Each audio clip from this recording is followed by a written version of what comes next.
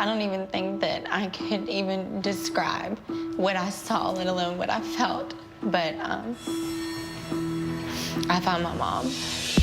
A wild child party girl convicted of brutally stabbing her mother to death. Someone took in my house my mom because my mom is bleeding. Someone help me right now! Now released from prison after 11 years, So all this is new. she's back in the town that thought she was a killer. She must have just gone berserk. Everybody knew it. Did you have anything to do with the killing of your mother? No. The exclusive 2020 interview. She did not do it. They did not prove that she did anything except do drugs and be a brat. But a lot of people, even family members, think she is a brat who should stay behind bars. Noura said my mom's she needs to go to hell. I heard Noura say, just give me the effing money. Just give me the effing money. There was no rage. There was no money. There was no motive. And there was almost no alibi. That's all we're asking, Noura. Just tell us where you were. So in your opinion, this entire trial was... It was a joke. But the punchline is Noura Jackson spends 11 and a half years in the friggin' pen. Good evening, I'm Elizabeth Vargas. David is away tonight. It is a decade-long saga that concluded just this week, and it revolves around a simple question. Did she or didn't she? At the center is a woman named Noura Jackson, and tonight she's free, but her hometown is convinced she committed a crime as brutal as it is rare. So as you watch, let us know what you think, guilty or not. Here's John Quinones. Come to Western Tennessee and you can catch sight of bald eagles, snow geese, and even white pelicans. But on this steamy Sunday morning, we are there to catch a glimpse of a rare species of Memphis jailbird leaving prison. Noura Jackson is officially a free woman today. A woman convicted of killing her own mother. We're good. And off we go into the wild blue yonder. It didn't feel real. I was just really scared that someone was going to tell me to come back in the building. Her name is Noura Jackson, and the astonishing crime for which she served 11 years is just one aspect of her astonishing story. So all this is new. Yeah. Ansley Larson, one of just a handful of friends Noura has left, drives her back into an outside world that's become oddly unfamiliar. And then we got in the car, and the person was in the rearview mirror real fast. You are speedy. Time now for slow, simple pleasures. Sipping a Starbucks latte. Okay, try it now. Exploring a smartphone for the very first time. But where's the button? Okay. This is so unreal to me right now. And baby, it's not just for today. I know this. Noura asks to drive past the home where she was raised, the same house where her mother died. Do you want me to do anything? I want you to keep going. Okay. I'm trying to think of something to say to stop the tears. Let yourself go, baby. Stop trying to control it. It's okay. So many memories and so much pain saturate the silence. Echoes of a horrific murder, a panicked 911 call. Oh my God. Oh my God, please, please help me. Please send somebody. Okay. And to hear Noura tell it, a miscarriage of justice. We, the jury, find the defendant guilty of second-degree murder as included in the indictment. Being incarcerated is tough in itself, but being incarcerated for something you didn't do is something else entirely. Please go back to your seat. It's very unusual to have an 18-year-old woman accused of killing her mother. 18-year-olds fighting with their mother? Very common. 18-year-old killing her mother? Almost never happens. It wasn't supposed to turn out this way. Noura and her mother, Jennifer Jackson, lived in this neighborhood just 10 miles from the raucous barbecue and blues scene of downtown's famous Beale Street. Mom was a successful bond trader, a triathlete, regular churchgoer. She raised her only child as a single mom. The fondest memories of your mother? Birthdays were a really big thing in my house. It's really the little things, you know, holidays. Noura shared these precious photos of happier times together for mother and daughter. She also recalls shopping with Jennifer at the nicer stores in Memphis and says it was Mom's favorite pastime. I don't think there's just one I can pinpoint, but just having a mom, you know, and that's kind of rough. As the only kid among her friends raised by a single working mom, she struggled to fit in. For her part, Jennifer Jackson was by all accounts a very permissive parent. And Noura admittedly pushed that freedom to the limit. I had a good life, you know. I was your typical Memphis teenager, I guess. Well, it depends on your definition of typical. Several people have described your life as one of partying and drinking and drugs. It didn't seem like a big deal to us at the time because that was our life. You know, we did go to parties, you know, we did smoke marijuana, we did drink. Now I look back and I can't, you know, rectify who I was as a 16, a 17, or an 18-year-old. But at 18, Noura still hadn't graduated, bouncing between 5 different high schools and finally homeschooled. She was a brat.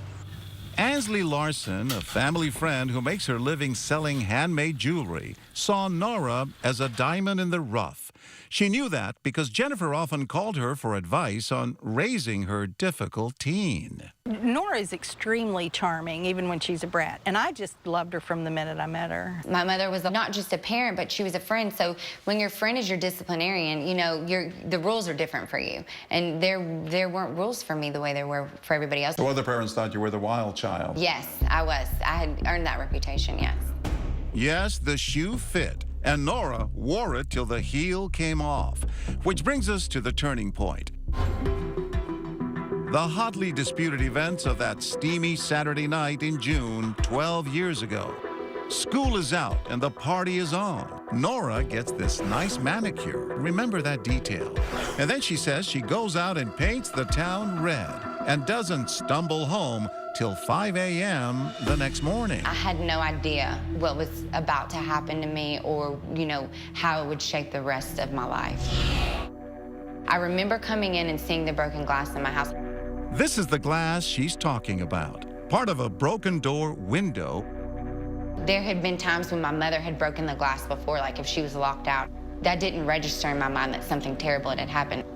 As I went back to my bedroom, I noticed that my mom's door was open, and I don't even think that I could even describe what I saw, let alone what I felt.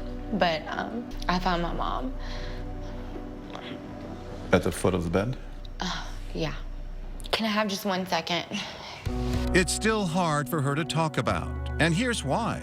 Jennifer Jackson is covered in blood, sprawled naked on the floor, stabbed 50 times. Nancy Grace has studied the case. The mom was so brutalized, just soaked in blood. She had stab wounds to every part of her body.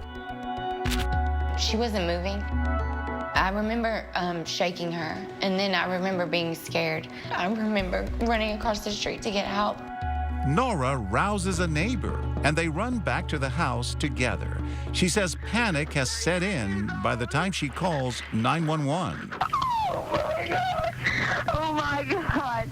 Oh my God, please help me. Please send somebody. Okay, listen to me, ma'am. I need you to calm down, okay, so we can help your mother. Okay? An ugly crime, a pretty victim, and a mushrooming whodunit. The 39-year-old Jackson was killed over the weekend. But what makes this case truly remarkable is that this isn't the first time. Noura Jackson's been through this before. Her father was killed a year and a half ago. That's right. This is actually the second time one of Noura Jackson's parents has turned up dead. Stay with us. 2020 continues. Once again, Sean Quinones. As the yellow tape goes up on Jennifer Jackson's front lawn, theories of her murder start blooming like Tennessee passion flowers. Police calling Jackson's murder a home invasion, robbery, homicide. Maybe it's a robbery gone wrong. The house appears to be ransacked, a mess of boxes and packages all over. Yet police soon realized that's because Jennifer Jackson's shopping habit was really more of a compulsion. Nothing was stolen from the home. Nothing was even ransacked or pillaged. But now another disturbing theory emerges, linked to a prior tragedy in Noura's life. Jennifer was divorced from Noura's father, Nazmi Hassania, and coincidentally, Nazmi was murdered as well. Noura Jackson's been through this before. Her father was killed a year and a half ago. We haven't said much about Noura's father because in truth he wasn't around much. This we do know. Nazmi Hassani, born in Lebanon, owned a local limousine company and a gas station convenience store. He named it Noura's Quick Stop after the daughter he rarely saw. He led an alternative lifestyle, to say the very least. On this fateful night in January 2004, the Quick Stop security cameras are rolling when a killer comes to call. Nazmi meets with him off camera and is immediately shot in the head. So it was more or less walk through the front door, walk to the back, fire the shot. A police investigator tells a local station that this doesn't look like a routine robbery. Watch as the killer stashes the security camera tape in his coat, not knowing there's a backup. He goes through the drawers in the office as if he's looking for something. And it's sort of a last-minute thing in which he takes the cash from the cash register. An afterthought. He was really assassinated. Bill Shelton was friends with Nazmi.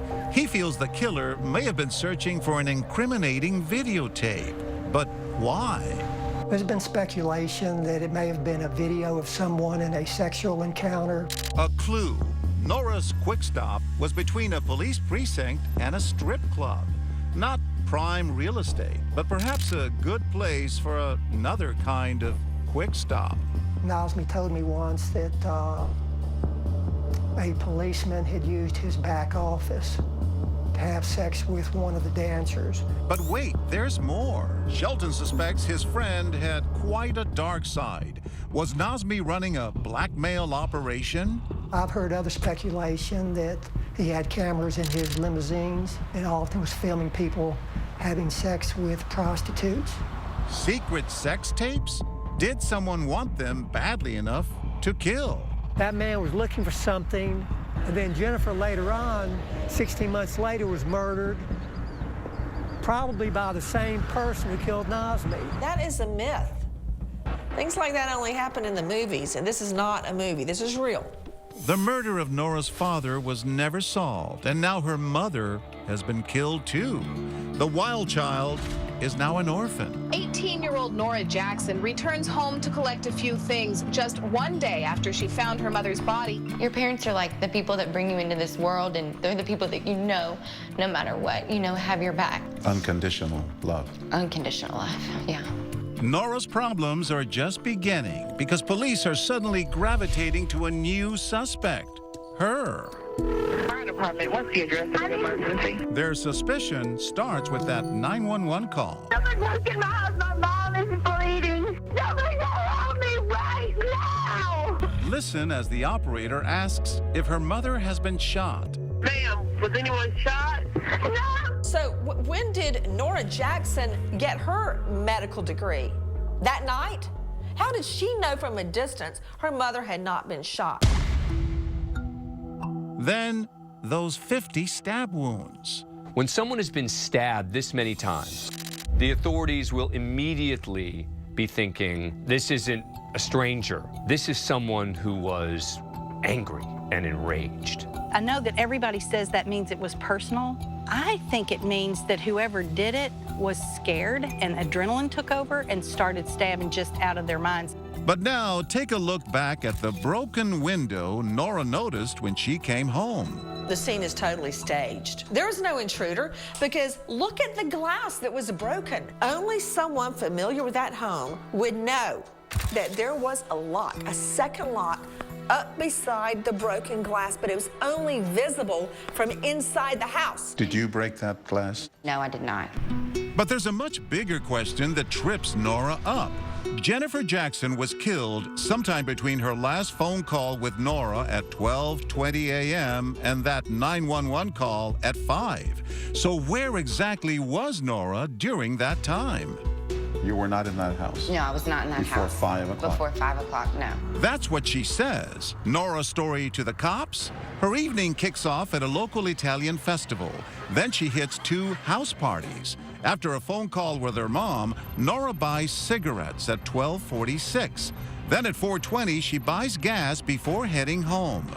But what about this? Between 1 and 3 a.m., Nora's cell phone goes oddly quiet. And then there's this, something she failed to mention to the cops. A 4 a.m. stop here at this Walgreens to buy first aid supplies for a cut on her hand.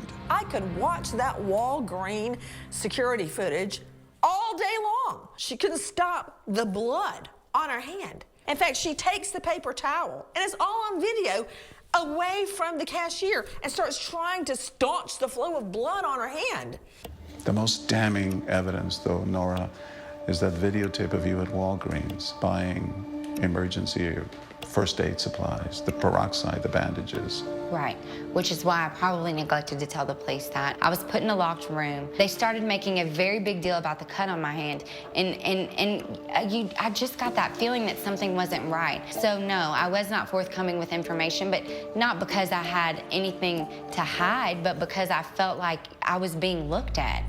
Yes, she was. And 3 months later, the party is officially over for Noura Jackson. She's arrested for her own mother's murder. And even if matricide is a rarity, the good people of Memphis seem to think Noura had it in her. She must have just gone berserk. You know, I don't know. I hate to throw that in, but that's the way we all feel. Everybody knew it. Everybody. Did you have anything to do with the killing of your mother? No. Could it have been that you were high? You said you were smoking weed, you did drugs. Maybe you were in a drug haze and did this. No, I won't deny that. I smoked marijuana that night. We had been drinking, amongst other things, but no, I didn't kill my mother. But now the die is cast, and Noura's hard partying reputation and that controversial cut are about to cause trouble for her in court. The biggest problem for her in this case, what she was doing that night and how she cut her hand. But could that fresh manicure be Noura's best defense? We'll be back. The Shelby County Justice Center in downtown Memphis is about to become a coliseum for 2 legal gladiators. In Noura Jackson's corner, a pit bull of a defense attorney named Valerie Corder, who loves a legal dogfight almost as much as she loves her dog, Beasley. Why would you take this case on pro bono? I have a soft spot for people who are being bullied or treated unjustly or unfairly. Across the aisle, prosecutor Amy Wyrick, an ambitious, no-holds-barred assistant DA. Amy's a real no-nonsense type, very intense. As the trial starts, Wyrick comes out swinging for the electrified fences. She wants a life sentence. That defendant killed her mother with premeditation. Wyrick calls many of the kids in Noura's circle to the stand. A phalanx of her now former friends lines up to portray her as a girl gone wild. On the stand today, we heard from more of Noura Jackson's friends. She liked to use Xanax bars, pharmaceutical drugs, cocaine, mushrooms on occasion. How much did that hurt her case? Significantly. Noura's friends admitted to doing much of the same alongside her. Most of the stuff they said was true. I mean, she was doing that. But so were they. If the behavior that she exhibited was grounds for mother murder, then why aren't all those other children's mothers dead? They were right along with her.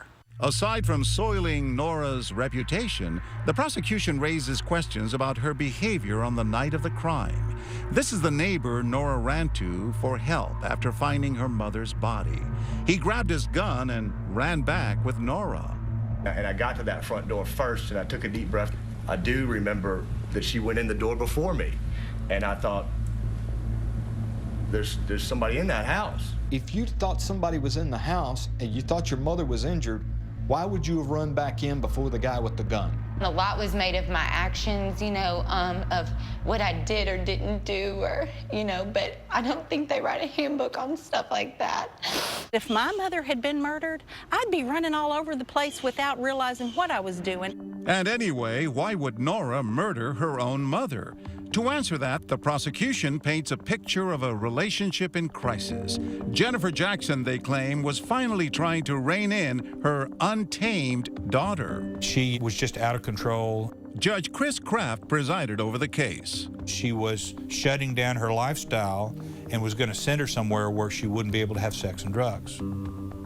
And that was the motive for the killing. There was a portrayal of her as not only friction in their relationship, but much more than that, much more violent, much more antagonistic. That is the theme of this damning testimony from one-time friend Kirby McDonald. Noura said, my mom's she needs to go to hell. You know what? My mother was a bitch sometimes too, and sometimes I wanted her to go to hell. I don't know if Noura said that or didn't say that, but so what if she did? They're teenage girls, for heaven's sake. Noura says it never happened. Did you argue about partying and curfews? I didn't have a curfew. We had things that we didn't agree on, but there was a respect there. I didn't hide things from my mom. Another suggested motive? Money. Prosecutors claim Noura's deceased father left behind a sizable estate. The defense denies that, but neighbor Sheila Koch says Noura was salivating for cash. I was out on the street walking my dog, and they were coming in, and I heard Noura say, just give me the effing money. Just give me the effing money. And it's not just friends and neighbors pointing the finger. Remarkably, Noura's own family has come to court, not to praise her, but to bury her. Here's Noura's uncle, Eric Sherwood. I asked Noura if she had any idea about my sister's death, anything, to help out with the detectives, and she just basically just put her head down, wouldn't say anything. That was it. He also tells the court that he had heard Noura pressing Jennifer about her assets and life insurance just days before she was murdered. Your own uncle testified that you killed your mother because you wanted the money. That's the one that hurt me. That's the one that pierced my heart. Noura's aunts also pile on, hoping to send their own niece to prison.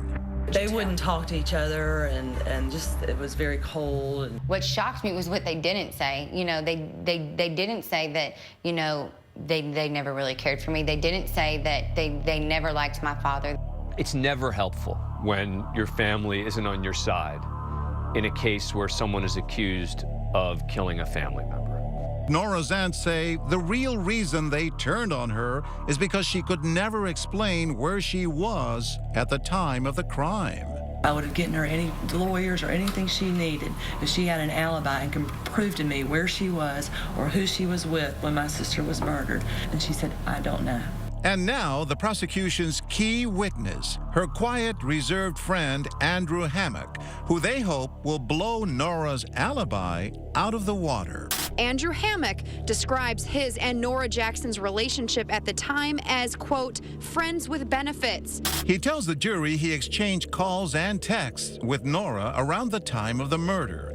He says she told him she was at the house and asked him to meet her there. She also left a string of messages. It was throughout the night, and the last thing I do remember when I woke up the morning of June 5th is I had a text message or a voicemail that said answer. You could talk to you or something. And what about that suspicious cut? The biggest problem for her in this case are her own words, her own differing accounts of how she cut her hand. Let's count. She claimed that she cut it at a tying festival. She told me that she was in her house chasing her kitten through the kitchen and cut it on some glass. She said that she cut it on barbed wire. She cut it trying to get the cat out of the garage. I burned it cooking macaroni and cheese. I've cooked a lot of Kraft mac and cheese, and I've never gashed my hand open and raced to Walgreens for Band-Aids. All these people testified that there were different stories you gave about how you got that cut in your hand. I mean, I gave my statement to the police, and I will allow that to speak for itself. That statement matches the first version, that she cut it at that Italian festival. But then why, prosecutors ask, was there a cover-up, literally, despite the steamy 90-degree heat? For days afterward, wearing nothing but long sleeves that she held in her wrists like this to try to cover up that cut. I mean, what more do I have to tell you? Yes, I wore long sleeves. I was known for that. I mean, my father's Lebanese. I have very, very hairy arms. I used to shave them when I was younger. The battery of witnesses, the wafer-thin alibi, the questionable cut. None of it looks good for Noura. But wait, will DNA found at the scene get her off the hook? Not only was Noura's DNA not found in the room, but someone else's was. Stay with us. 2020 continues. Once again, Sean Quinones. An emotional start to day 6 of the Noura Jackson murder trial. The news is bad for Noura Jackson. With this much circumstantial evidence, it seems unlikely she'll be walking in Memphis. That defendant killed her mother. But Noura does not despair, because there's a gap in the state's case as wide as the Mississippi. There's no forensic evidence connecting her to the crime. You would think if you have a bloody fight with a knife that her DNA will be somewhere. There was no bloody clothes found, and there was no bloody knife found. These knives are at the scene, but cops cannot identify the murder weapon. And they tested a lot of evidence. And it's quite significant that most of that evidence had absolutely nothing to do with Noura Jackson. Noura's blood was not at the crime scene, and Jennifer's blood was not on Noura. I think that it does seem a little strange that there wouldn't be any of hers there, given the violence of this whole episode. But now it gets more complicated, because investigators did find the DNA of 2 other females still unidentified. Were they the real killers? Not only was Noura's DNA not found in the room, but someone else's was. The defense's position is, well, find those people. Investigators couldn't find a match, but they also had no way of knowing if that DNA predated the night of the murder. And there's more evidence that could point to another unknown suspect and away from Noura. This envelope contains small clumps of hair gripped in Jennifer's dead hand. They're blonde. Noura's hair is brown. So whose were they? We don't know, because forensic experts never tested them. The clump of hair. I find that really hard to believe that, you know, you will parade 40 witnesses to say that I partook in drugs, that I drank, that I did all that, but you didn't test a clump of hair found in a murdered woman's hand. Newsflash, check your law books. The defense can test evidence too. But Noura Jackson's team wouldn't touch that hair with a 10-foot pole. Why? Because that way they could complain about it throughout the entire trial, suggesting that the state had failed. But Noura's lawyer says a test would have been worthless. The hair that was later found had not been maintained in a chain of custody that would have made it worthwhile to test it, because we would not have been able to prove it hadn't been tampered with. The prosecution has now rested its case. The jurors are looking The prosecution rests, and there's a big surprise. You don't call a single witness. Was that a reckless decision? No, it wasn't a reckless decision. It's very unusual for a defendant to testify unless it's a self-defense case. She wasn't going to testify, but other people could have testified in her defense. So why not put some witnesses on the stand who were friends of her, who would have spoken positively of Noura? Well, in retrospect, that does seem to be an issue. She needed to have a defense. I don't know what they could have done, but they could have done something. If Noura had testified, she might have sounded something like this. You wouldn't kill your mother because you were in a rage. No. You wouldn't kill her for the money. No, there was no rage. There was no money. There was no motive. But so one was created. Ladies and gentlemen, this case is about Jennifer Jackson. In closing, prosecutor Stephen Jones returns to Noura's motivation for matricide. Her mother was the only thing between the defendant's lifestyle of freedom. She was the only thing between the defendant's father's money and the defendant.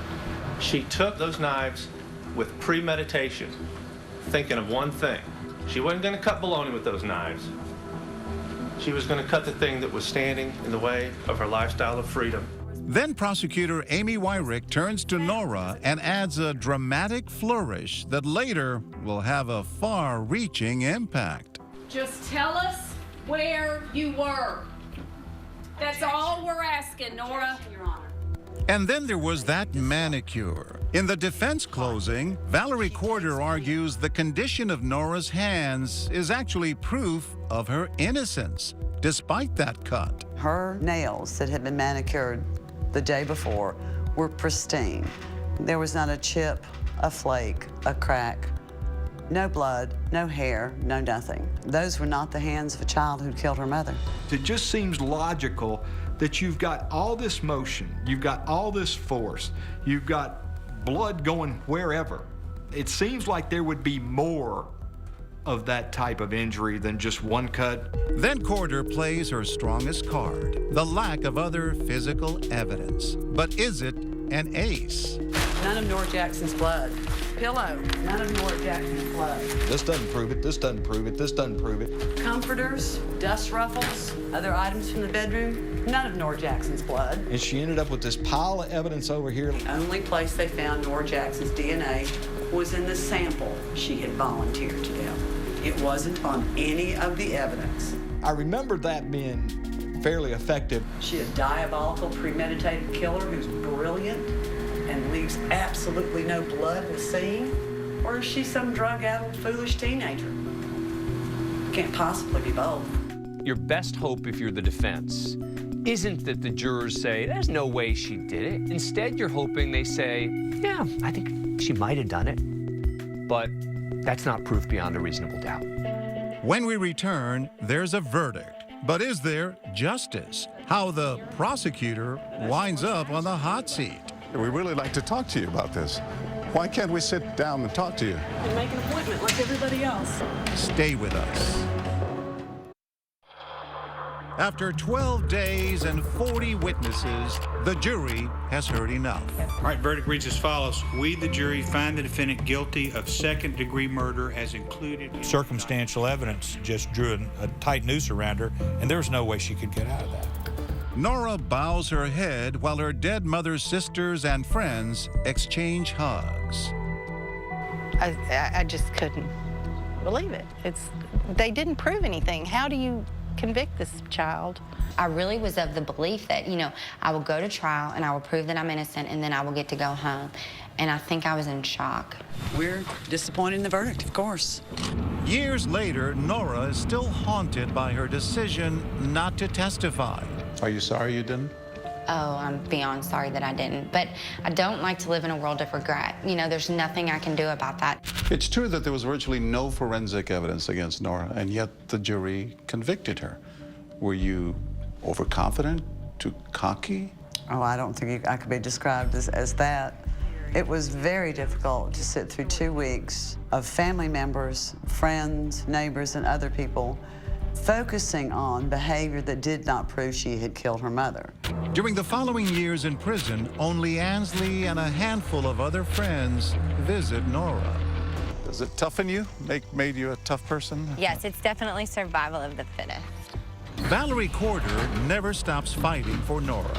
Over the next 11 years, while her client is doing her orange is the new black thing, Corder appeals the case all the way up to the Tennessee Supreme Court with newsworthy results. Here's more information on Noura Jackson's case. Remember prosecutor Amy Wyrick's big law and order moment? Just tell us where you were. That's all we're asking, Noura. Those words, according to Corder, violated Noura's constitutional right not to testify. It was a rhetorical question, but the Supreme Court, in their wisdom, decided that that was a comment on Noura's choice to remain silent. And remember that key witness, Andrew Hammock, the only one who put Noura at the crime scene? Well, it turns out the prosecution never disclosed this contradictory statement. He had written a handwritten note saying, oh yeah, I was totally drugged out and high as a kite at the time, so I don't remember it that well. He was rolling on ecstasy, he wrote. We now know that his altered memory and misstatement of the evidence is rather clear. The Tennessee State Supreme Court ruled last night for Noura Jackson to get a new trial. Oh my God, I was ecstatic. I didn't even believe it. I was watching television in my cell, and I saw my name, and it said Noura Jackson to receive new trial. And I mean, I can't even begin to express the emotions that I had. Recent news that she's getting a new trial has Noura supporters saying it's about time. So in your opinion, this entire trial was... It was a joke. But it wasn't a joke because the punchline is Noura Jackson spends 11 and a half years in the friggin' pen. For something... And she did not do it.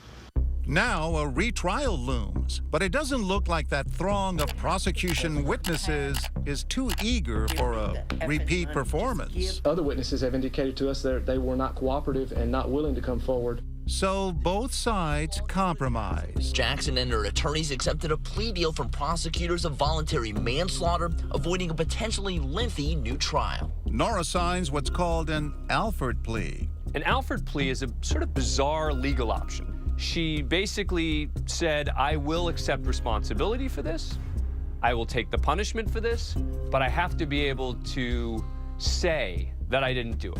I'm not going to admit guilt. It counts as a guilty plea and it counts as a conviction. So that under the law, you're guilty. It's very likely that it would have taken another year, if not 2 years, to have gotten her case to trial. It is a way to end this decade-long drama and trauma to be able to leave prison and begin your life. I felt pressured and I wanted my life back. Still, it takes another 15 months until Noura is finally sprung from the big house. She was greeted by her friend with a long, emotional embrace after more than a decade behind bars. As for Amy Wyrick, she's now the county district attorney, but found herself facing ethics charges from the state. Prosecutor Amy Wyrick is up on charges of professional misconduct. She's refused to give us an interview, so we're waiting here to demand answers. All right, let's go. Ms. Wyrick, I'm John Quinones with 2020. We'd like to talk to you about the Noura Jackson case. Not right now. We've been trying to get in touch with you. The state has called for your public censure for botching that murder case. It's not a fair assessment at all, and it will play itself out in the appropriate forums. Your trial errors either sent an innocent girl to prison or they let a killer go free. Which is worse? She killed her mother, and she did her time for it. We'd really like to talk to you about this. Why can't we sit down and talk to you? You can make an appointment like everybody else. We tried. Judge Kraft, on the other hand, is happy to discuss the case. I thought Noura Jackson had a very fair trial. And she was obviously guilty, and I ruled she was obviously guilty. When we return, Noura is free at last and ready to return to the family hornet's nest to claim her inheritance. Are you going to fight your family for a piece of that? Yes. The morning of her release from prison, Noura walks into Ansley's house, her new home, one of the few places in Memphis where she's still welcome. I want to go outside, can I? Yeah. They've always had a great backyard. It's just so nice to be able to go outside if I want to go outside and to not, have to get someone's permission. Then they visit Target to shop for some new clothes. I like the shirt. Yeah, that looks good. I love this shirt. Noura didn't have a mother anymore, and her family turned on her. Shame on them. I'm sorry. Trying to restart her life, Noura begins a job in the kitchen of a nearby bar and grill. Having earned her GED in jail, she's applying to colleges now. Your mother left an estate that's worth about $1.5 million. Yes. Are you going to fight your family for a piece of that? Yes. Since we spoke to Noura, she's settled with her mother's sisters for a portion of that estate, though the amount is confidential. She may have some of the money, but she hasn't won over many of her critics. Yeah, she did a few years behind bars, but she basically won the lottery on this one. She walked free on her mother's murder. How often do you think about your mother? Every day. Every day. But more than anything, I wish I could talk to her. I think she'd be proud of who I am. You know, my home was my mom. You know, it wasn't a house, it wasn't clothes or a car, it was my mother. Just this week, disciplinary charges were dropped against prosecutor Amy Wyrick in exchange for her accepting a private reprimand for her conduct. Our question for you tonight, would you have taken that Alford plea amounting to a guilty conviction just to get out of jail? Or would you stay in and fight to prove your innocence? Let us know on Facebook and Twitter. Thank you so much for watching tonight. I'm Elizabeth Vargas. For David and all of us here at 2020, good night and have a great weekend.